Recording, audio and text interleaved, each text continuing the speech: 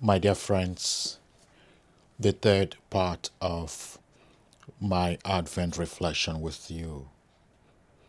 Today I bring to you intentional joy. The world is often confuses joy with cheerfulness.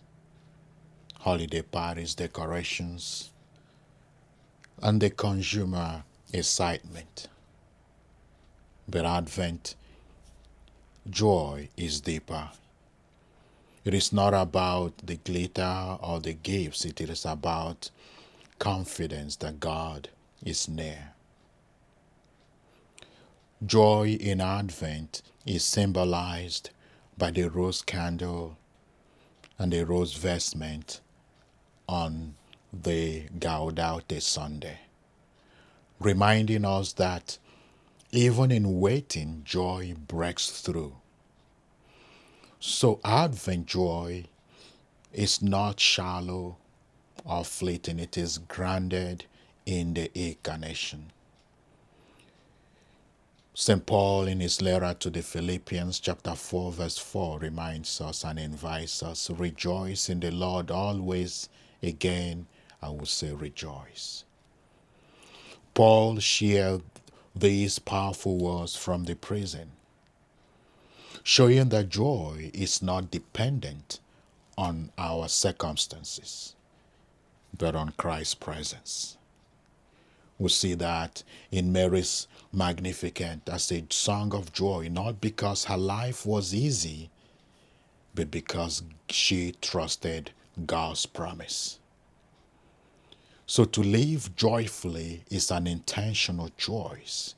It means practicing gratitude even when life feels heavy.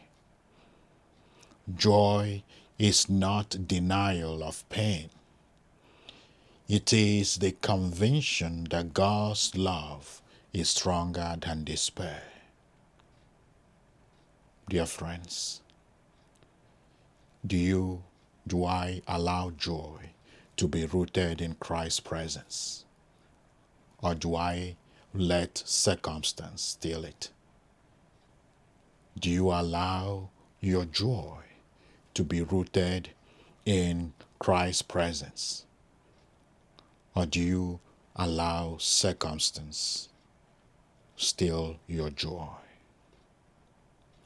Therefore, Advent invites us to resist any discouragement, any opportunity that makes us focus on the circumstance instead of the joy of Christ's presence. It invites us to cultivate hope. There are practical steps, as always, that I will invite you to consider as we continue our journey in this Advent season.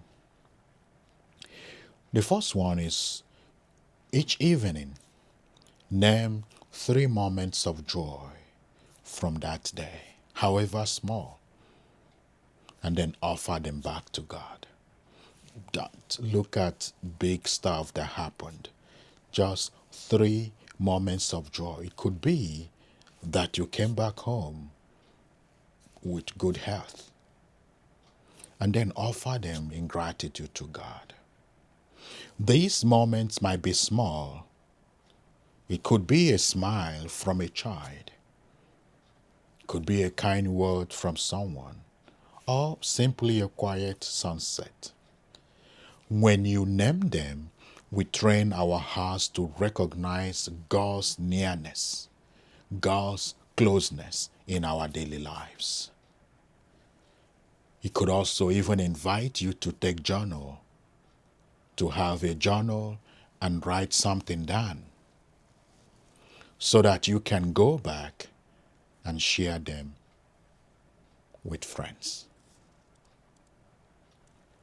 And lastly, I end with this encouragement.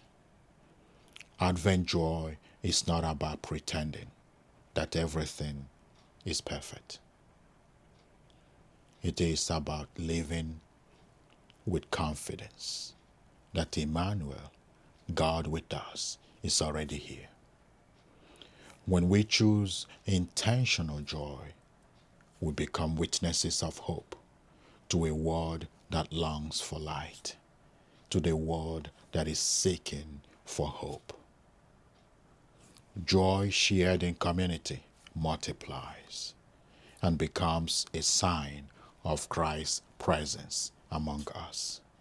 May God bless you and have a beautiful week.